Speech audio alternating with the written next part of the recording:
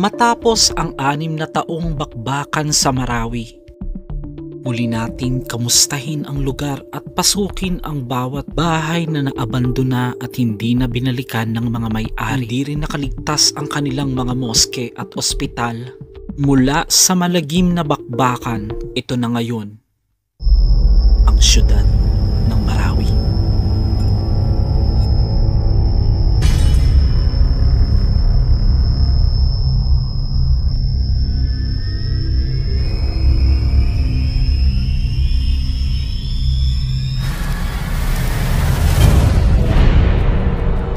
Welcome back to my channel. This is Master Gala. Ngayon, igagala ko kayo or magtutour tayo sa Marawi. Day tour ito. So, bago ang lahat, ipapakita ko po muna sa inyo yung unang punta ko dito. Kasi pinagsama lang natin yung mga video.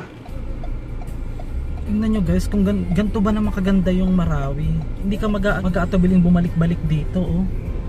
Grabe, hindi ko in-expect guys na ganito pala talaga kaganda. Kaya pala may mga spekulasyon na kinainggitan, kaya daw ito yung sinakop o gustong anuhin ng mga terorista. Tingnan mo oh. Tapos na-experience ko dito kahapon guys yung mismong yung mismong fogs, para siyang sa Baguio City. Ganda. Tingnan niyo po mga master, oh, tingnan niyo yung daan, yung itsura ng lugar. Babalik ako dito guys, antayin nyo guys. Yung tipong marirelax ka talaga sa mga lugar na makikita mo dito guys. Isa po itong lugar na ito sa pinakasentro ng bakbakan po ng ISIS nung time po na ginera itong parte ng Marawi City. So ito po yung pinakasentro, ground zero ang tawag nila.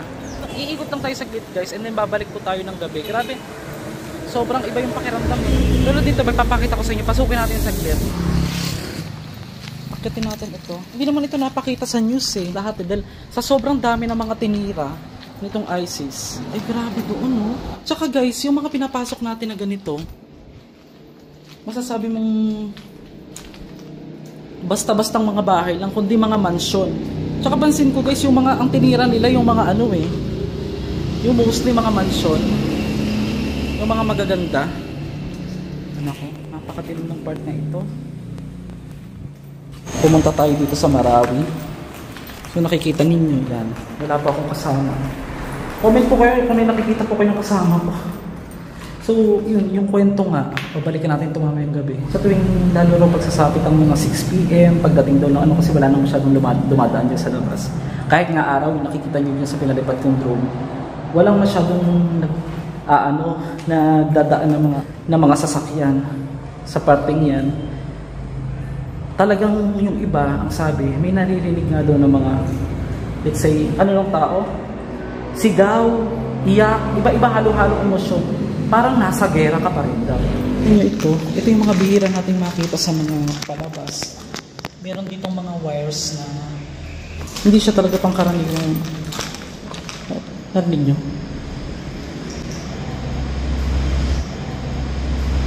So makikita nyo na palipad kong drone. Kasi nagpalipad ako ng drone kanina. Babalik nga tayo ng gabi dito. Pero hindi na ito. Ibang part naman na binok. Isa pa kami nagtatago pang mauti dyan. Ito. So ito yung part yung maganda na patay. Ba't may mga sapatos ng dyan? Para makatagid sila dito. Diretso baba dito sa kalsada. Ayun. Parang sa pelikula nga. Yun yung kalsada eh. Ngayon, may butas dyan, tapos may butas naman din dito.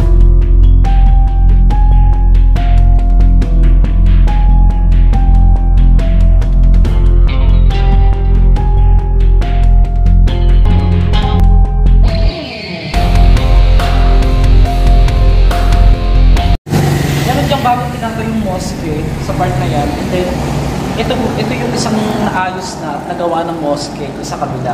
Yung kulay dilaw. And then lalakad pa tayo habang pinapakita ko sa inyo yung ganda ng Marawi, diretso lang. Siyempre hindi naman pwedeng puro abandoned place lang yung ipapakita natin o yung mga pangit na lugar dahil ang mga bakas lamang nitong nakaraan ay dapat kalimutan na rin. Pero hindi naman talaga ganun kadaling kalimutan guys, di ba? Lalo na pag minsan putok na putok yung mena. Pagkatapos ng 6 na taon na bakbakan, o labanan dito sa lugar na ito ay mararamdaman mo pa rin ang kakaibang pakiramdam na hindi mo naman usual na nararamdaman sa mga abandonadong lugar na napupuntahan. Para sa akin, very thrilling ang adventure na ito. At masasabi kong dapat nating mahikayat pang mga taong pumunta rito dahil bukod sa safe, ito ay isang adventure na hindi ko din makakalimutan. Hindi ko maikukumpara ang pakiramdam sa lugar na ito kumpara sa mga napuntahan ko na sa 4 na taong kong pag-iikot. Kahit sa unang apak pa lang ng aking mga paa dito. Yung mga hindi masyadong naipapakita sa ibang nagbablog, makita natin. Ito yung sinapit ng malagim na gera sa bayan ng Marawi, guys. So grabe, no, dinrive pa natin to, kasama natin si Beyond Ray, yung ating buddy pagdating sa mga galaan. Oo. At isa na naman tong building na malaking ito. Huwag nating pasukin ng totally. Sandali lang. Pwede mo na i-vlog ng umaga lang, Master Gala. Mas maganda kasi, guys, makita natin yung between paranormal na sinasabi nila or yung paranormal o hindi. Kasi mapakita yung lugar, yung itsura ng lugar sa araw, mas maganda. At maikukumpara natin yung iba naman yung vibes sa gabi. Kasi nagpo-focus dito daw yung government dito. Sabi nilang dark tourism. Kumbaga, para mahikayat din yung mga ibang turista dito. Siyempre, hindi lang naman picture-picture ang punta mo rito, yung history din. Tingnan nyo to, oh. Isang abandonadong hotel naman ito na napakalaki, mga master, na hindi rin nakaligtas sa kinlear naman itong lugar na to, buong Marawi City, na yung mga hindi raw sumabog bomba ay totally ngayon na na clear na, kumbaga. So tignan lang natin sa clip. Hindi pwedeng magtagal. Grabe.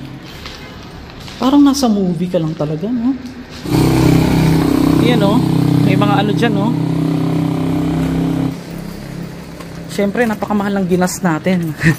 Kailangan na natin itong silutin from Davao City. Ilang oras ang biyahe, guys, papunta rito. Tapos abangan nyo po, baka sakali makarating tayo ng Iligan. Habang pinapaliparan ko ng drone, nakikita nyo rin yung itsura ng loob, diba? Siyempre, ganyan kayo kalakas sa akin. Ako lang naman ang hindi malakas sa inyo, eh. Grabe. Ayan, oh. Parang dyan sila sisili para barilin.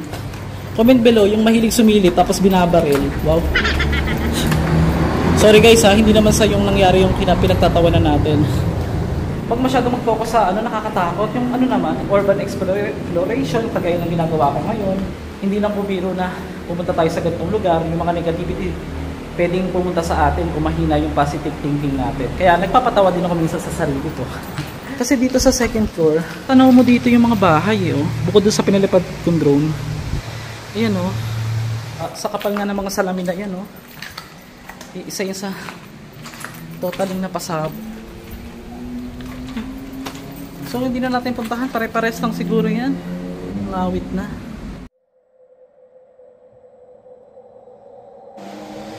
So bukod dito sa pinakasentro ng ground zero, pinapakita ko din sa inyo dyan yung isa sa ilog na tatawiran sana ng mga maute at saka ng ibang ISIS para makatakas sila. So ang nangyari, ginawa nila, naglagay ng live wire o kuryente at sinagad o inilagay sa ilog para hindi makatawid ang iba. At yung iba nagtawiran, napakarami din daw na nasawi na mga maute dyan sa part na yan. At mga terorista. So, yan, oh. Kita ninyo.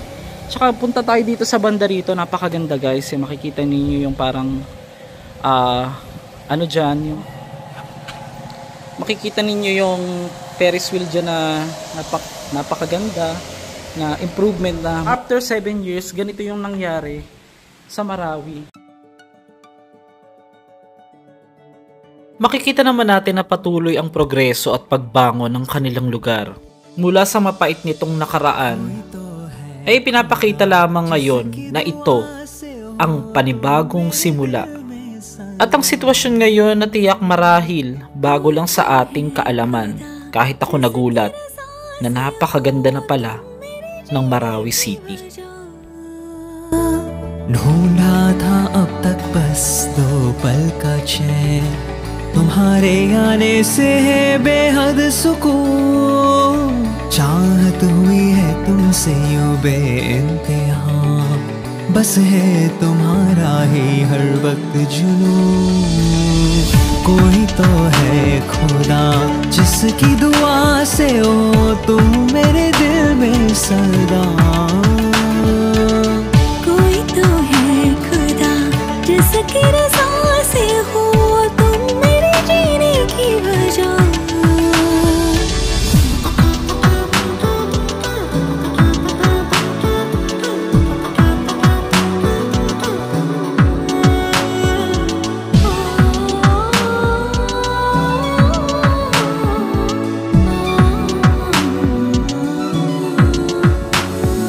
यूं तो कभी मैंने सोचा न था कि इस कदर हो जाएगा मुझे प्यार।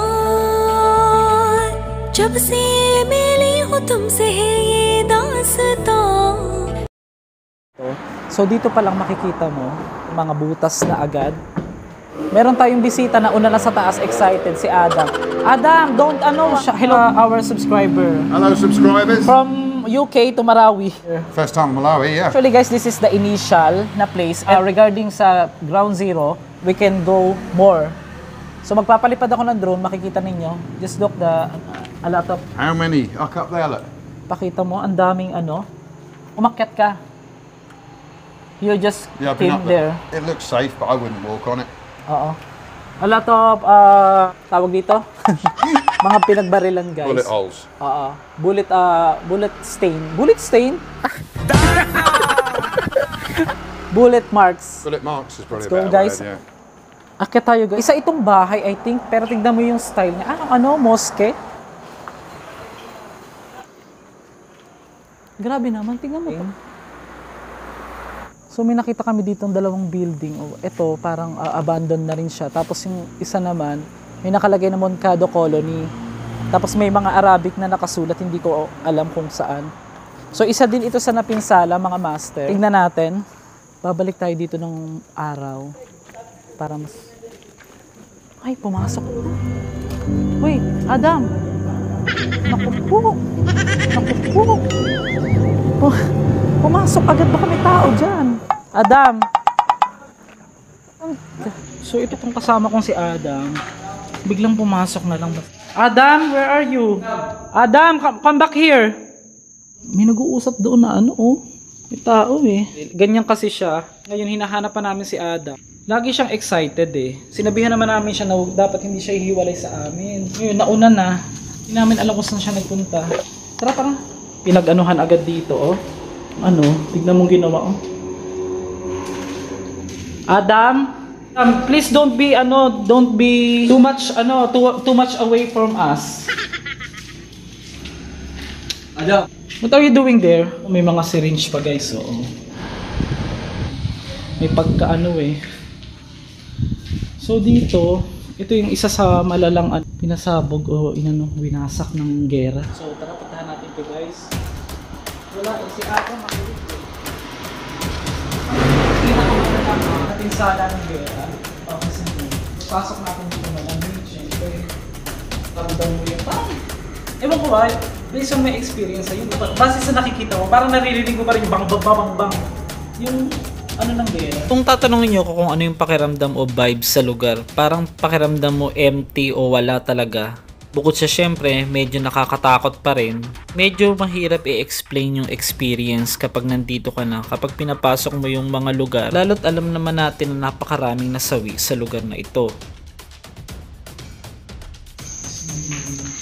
Adam? Pinasok ni Adam ngayon. Hindi namin alam kung nasaan siya. Humiwalay siya sa amin. Yun ang hirap kasi guys pag mga banyaga yung kasama. Bukod sa hindi po ako masyadong sanay sa English. Binriefing namin siya na dapat hindi siya hihiwalay sa amin. Ito isa tong malaking parang hotel na ewan. Tignan mo. Master Gala, paano yung mga tumira dyan na pinabayaan na? Kasi yung iba po patay na talaga may-ari. Hindi na talaga mababalikan guys. Kahit yung mga kamag-anak matakot ng balikan ito. Kaya ganun po yung nangyari.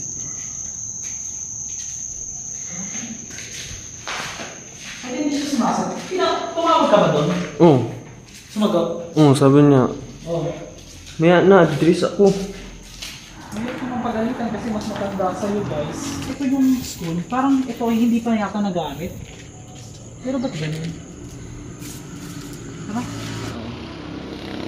Grabe itong building na to, no? Yung isa sa napakalaki ng pinsala at parang anytime pwede itong gumuho dahil sa sobrang lalaki ng sobrang lala ng kanyang pagkasira. Pag yung nakikita nyo guys dito, na diba, ayun pa lang gumagawa ng bahay, inaayos, at ito namang part na ito ay parang kailan lang dinirenovate, pero makikita mo yung bakas pa rin ng nakaraan ng gera. Isa rin sa mga napinsala o hindi nakaligtas ang kanilang mga moske na magpahanggang ngayon ay hindi na nila naayos. Ang ilan ay nananatiling abandonado pero ang iba ay inaayos naman.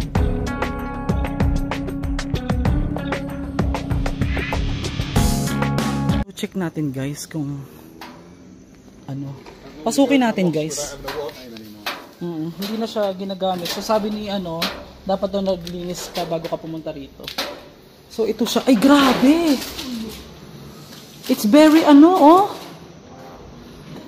Ay, take your picture here. Yan, okay, wait. Stand there. Yan, picturean kita. 1, 2, 3. So grabe to guys. So, ang tindi ng pinsala nitong.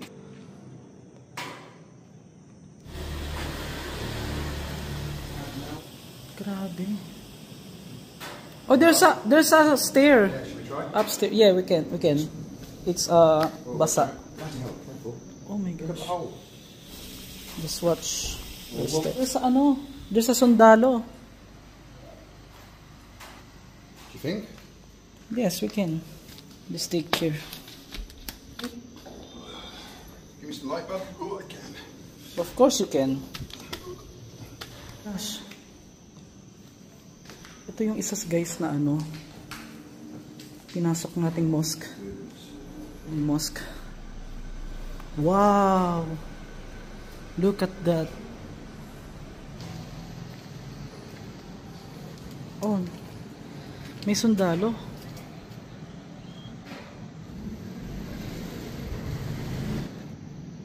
Kung tatanungin yung may nararamdaman ka ba dito? Wala naman, pero yun nga, may mga kwento din naman. Pwede tayo ditong pumunta next time siguro. We can take overnight, magpapaalam tayo kung gusto nyo. Kasi some of my subscribers requesting that, oh Master Gala, go there overnight. But me, I can't because we don't have any permit. No. Here because it's sacred place for them. It's a mosque, right? It's not you cannot do this job for you cannot use this place as your blogging Center. no blogging, what do you call it, yung pang blogging interest or personal interest, Right. just to earn more views. We can investigate. Magtanong tayo kung pwede tayo mag dito. Siyempre, depende naman po sa intention natin. Why? Another set of steps, mate. Another step. Yeah, we have to, mate. Tignan natin. Can't say no. Careful of the debris. It's na. Oh my goodness. Look at that. Take a picture. Ngayon, nandito tayo sa isang mosque. Nasa rooftop tayo, abandonadong mosque dito po sa Marawi City.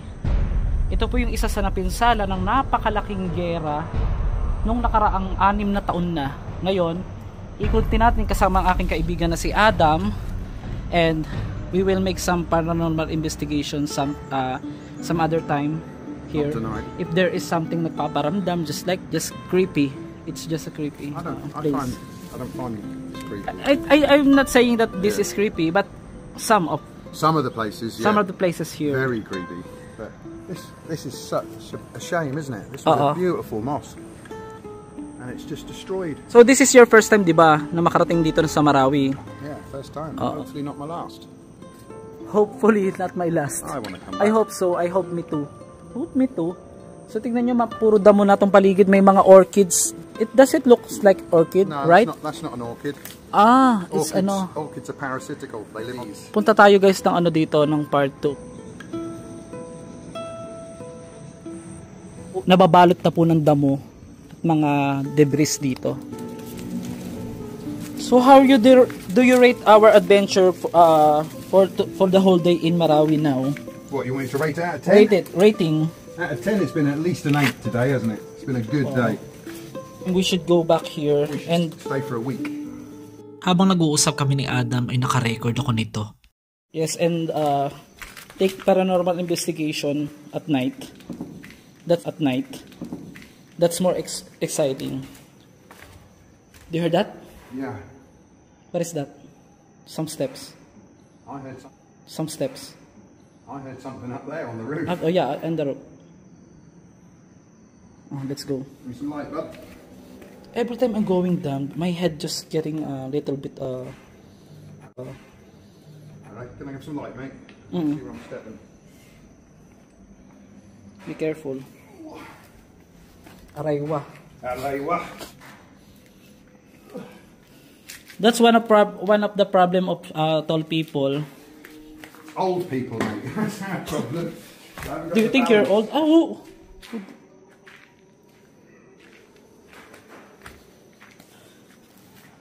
Behind. So, yan makikita nyo yung mga ibang bahay dyan nakatayo na bago na, mga nakabango na sila. Maraming iba't ibang klaseng dahilan kung bakit nila iniwan yung mga bahay nila. Maybe namatay na yung may-ari, maybe natakot nang bumalik. Wala na talaga silang planong balikan ito dahil nga ito ay isang bunga ng napakalalang karanasan nila na hindi na nilang gustong mangyari pa. Mga butas ito ng mga bala o mga master, at ito yung bahay naman, silipin natin.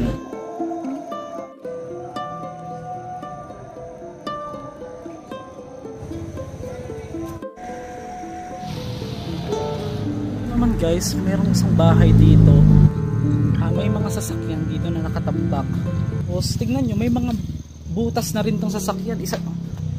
Kumbaga nakasama sila sa gera, tama ba? Ayan o. Oo, nakasama siya guys. Oh, tignan mong ginawa sa sasakyan. Butas. Bakit namamatay yung record ko? Makapasok pa kaya tayo dito? Paggabi na kasi. Kakaiba tong bahay.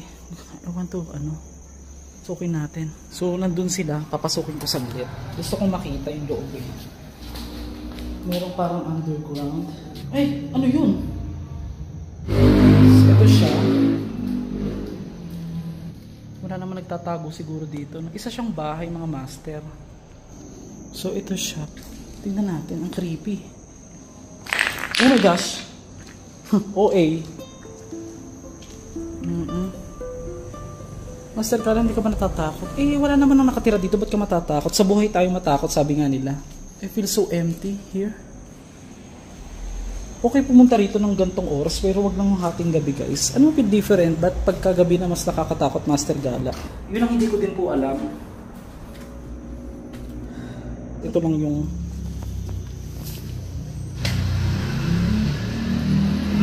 okay, aga pa naman guys.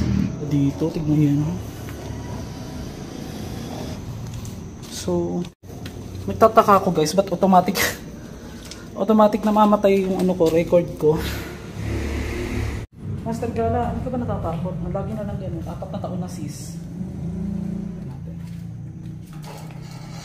Pwede naman pala dito. Nagtatakot sa sarili ko.